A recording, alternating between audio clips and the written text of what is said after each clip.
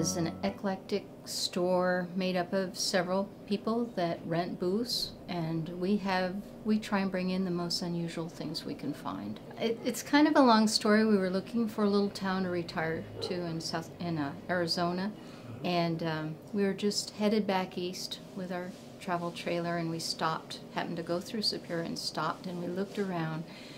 And we thought, what a really neat little town. We could enjoy living here. So in 3 months we were back. We bought this building, we bought a house, and by the end of that first year we had the store open.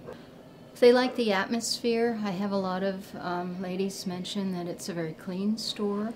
They like the variety. There's something for everybody, and our price range is very affordable. Doing business anywhere is a challenge. I had a business for many years, and it has its ups and downs, but this is the most fun business I've ever done. Maybe it's because I'm retired, and it's just something you always wanted to do.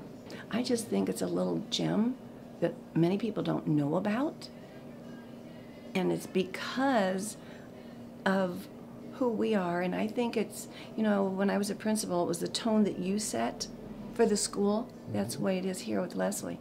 She sets the tone, and it's a loving, giving, supportive, fun tone.